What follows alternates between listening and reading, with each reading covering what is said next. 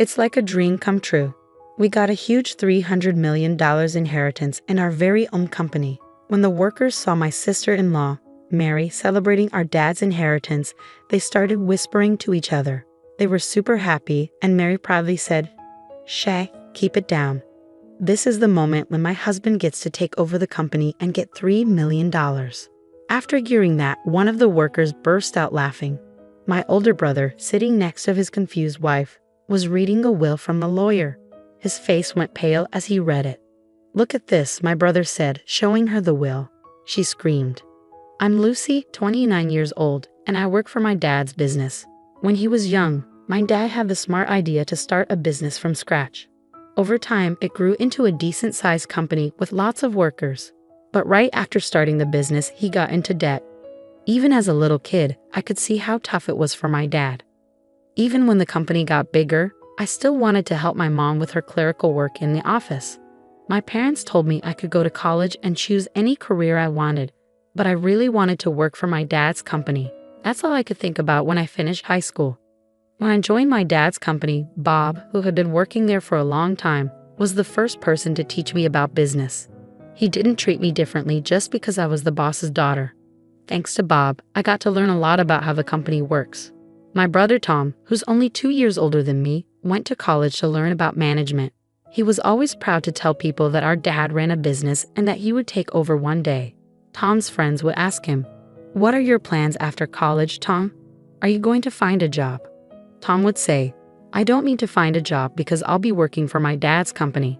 I'll become the president eventually, so I'm taking my time to learn about management until then." "Wow, you're going to be the next president. That sounds like a really stable future. I'm kinda jealous," one of Tom's friends said. "Tom, you have a younger sister too, right? Won't there be a competition over who gets to take over the company?" Another friend asked.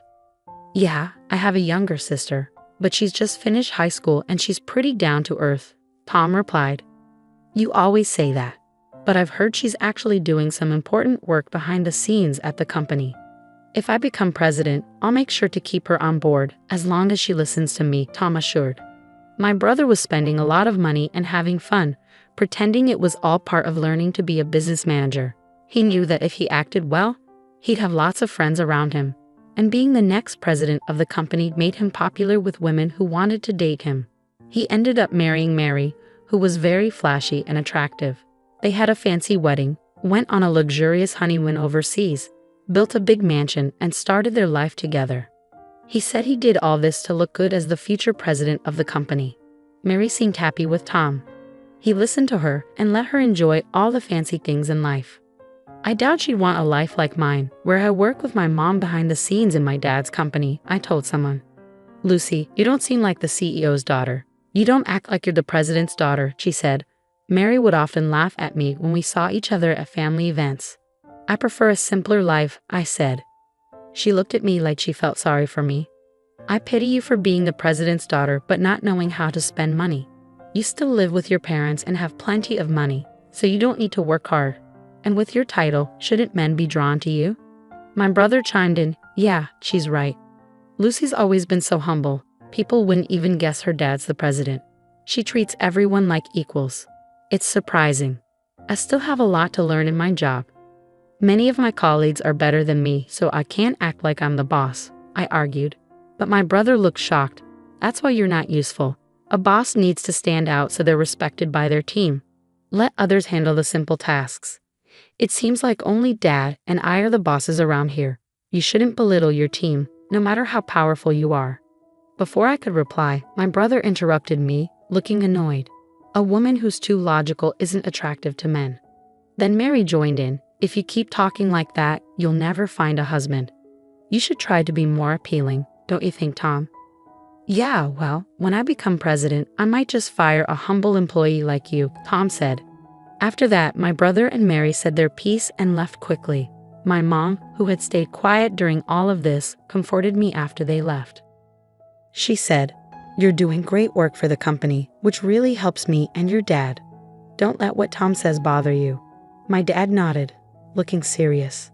They had already told my brother to his face that they didn't like his ideas. But after that, My brother and Mary got upset and didn't come to our house for over a month. I remembered how gloomy it was during that time, so I told my parents, Tom and Mary can say whatever they want. After that, Tom and Mary kept living their lives however they wanted, going to fancy restaurants and luxury resorts. It was all to make it seem like Tom would be the president of my dad's company one day. My dad was working really hard to grow his business, but one night at home, he started complaining of chest pain. "Dad, are you okay? Just try to stay calm." "I'll call for an ambulance," I said. "Lucy, grab this." As we waited for the ambulance, my dad motioned to a drawer and told me he had a letter for me. I hurriedly grabbed the letter from the drawer. "I want you to read this if anything happens to me. Everything else is up to the lawyers," he said breathlessly before losing consciousness before the ambulance arrived. Despite being rushed to the emergency room, he died without regaining consciousness. My brother and Mary were away on a trip when my father passed away, so they couldn't be there for him. They returned from their trip 2 days later. At the end of my father's funeral, Tom said, "We're just glad we arrived on time." I never imagined my father would pass away while we were on vacation. I was shocked. My brother and Mary showed up at the funeral without any worries, not acknowledging that my mother and I had been left to handle everything. I talked to my brother about it in private, so the other employees wouldn't hear. "Couldn't you have come back home sooner?" I asked my brother in private. "What? I couldn't. Our return flight was already booked." My brother replied without offering an apology, then turned to address the employees. "Thank you all for your support. From now on, I'll be stepping into my father's shoes with dignity," he said. Mary glanced around at the employees, who had gone silent at my brother's words, and praised him, saying, "That's exactly what Tom would do." "Everyone's impressed, right? It's only natural, considering my husband's dignity." With pride, my brother said to me, "Lucy, isn't the ceremony about to begin? Please lead the way." I was annoyed by my brother's tardiness and his arrogance, but I led him and the employees to the meal ceremony table. My brother continued to act arrogantly as we ate. "Lucy, isn't the quality of this food questionable? It might lower our father's reputation as president," he remarked. "Mom and I already discussed it and agreed on the menu. Plus, I don't need you telling me what to do. This is why people don't understand what it means to be president," I snapped back.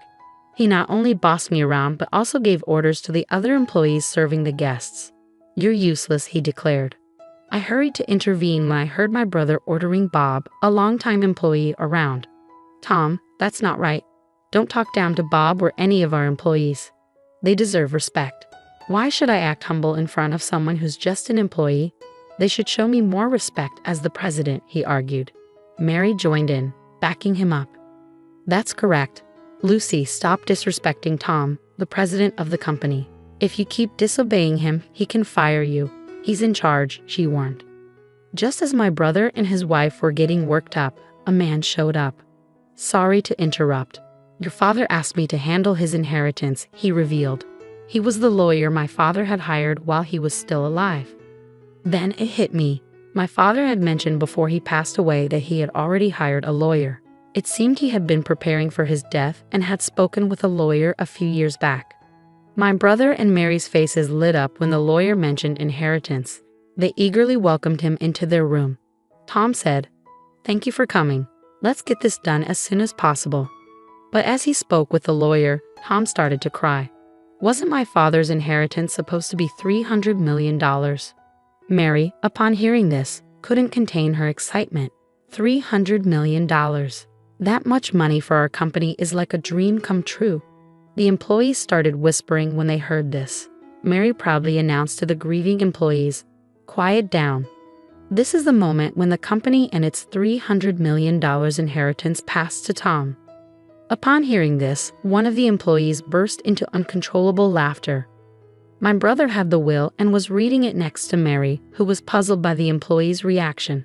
My brother's face went pale as he read, Mary, according to the will, the entire company will be inherited by the eldest daughter, Lucy," he stammered.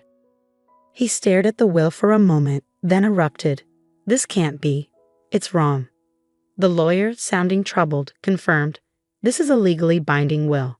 My brother's voice grew more strained. "What? I can't believe this. How can Lucy become president instead of me?" "Maybe Dad was just getting old and forgetful," Mary chimed in.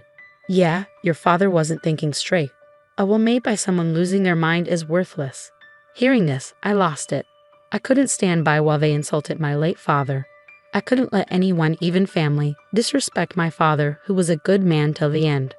Stop. The idea of my brother Tom becoming president is even more absurd, in my opinion, I asserted. My brother was furious. What are you trying to say? That I'm not fit to be president? He snapped back. Without hesitation, I fired back, you're absolutely right. How can you lead this company if you've never contributed to it? Don't be ridiculous. Mary and I even built a mansion fit for a president, and we made sure to project the image, he defended. Building a mansion unsuited for a leader and dining extravagantly? That's not good for business. And didn't Dad cover most of the costs for that house and extravagance? How would you even know? I countered. Just before he passed, Dad left me a letter. In it, he outlined all the money he had spent on you and said he would give you a gift during his lifetime. So your share of the estate is practically nothing, I disclosed. Mary panicked. Hold on. Is the inheritance really worth $300 million? Have we already spent that much? It's not fair that we're left with so little. The employee who had been laughing earlier quickly approached Mary and explained that $300 million is from the company's assets, not personal wealth. I'm sure all the employees here understand that. Company funds aren't meant for inheritance, I clarified to Mary. Exactly. The company's money isn't meant to be divided among family members, so I doubt my brother's share is significant, I added. That's heartbreaking, Mary sighed. Oh no, Lucy. Mary was shocked. The inheritance? $300 million? My brother suddenly stood up as if he'd had a revelation and shouted at the employees, Do you really want a plain woman like Lucy as your company president? You must see that I'm more qualified. I have the same charm as my father. None of his colleagues sided with him. Bob took the lead and spoke to my brother. Your father, the one you're succeeding, was a charismatic founder of this company, but you and he are different. What you have is arrogance, not charisma. My brother flew into a rage when Bob calmly countered him. Tom, you may hold a position in our company, but us, the employees, hardly ever see you around. I don't have time for actual work in the company. I'm too busy networking with others. There's no time for menial tasks, my brother argued. Networking? Going on trips and partying all night? Is that what you call networking? That's hardly enough. Bob continued, meanwhile, Lucy's been putting in hard work every day, learning about the company while quietly handling her behind-the-scenes duties. I see the same dedication in her as I did in your father. Lucy is the right person for the job as far as all of us here at the company are concerned, Bob concluded. The other employees nodded in agreement. I was touched and responded, Thank you all so much. Honestly, I'm taken aback by this news, but having seen my father's passion for the company firsthand, I share the same dedication. I'm grateful for your continued support. The employees warmly applauded as I bowed deeply. Emboldened by their applause, I spoke firmly. Each one of you here is a valuable friend who has contributed to our business. Anyone who overlooks that isn't fit to be part of this company, let alone its president. Even the president can be fired by the employees. My brother grew annoyed upon hearing this. What are you talking about? I'm your brother. What are you even talking about? You were the one who said you'd fire me if you became president, brother. I reminded him. I can't keep paying a salary to an incompetent employee just because he's family. This is ridiculous. Can someone please help me out here? My brother pleaded for support from those around him, but all he got were cold stares from the employees. Seeing that nobody was backing him up, my brother and Mary left in a hurry. After that, Tom lost his job and relied on the small inheritance he received. But it didn't last long.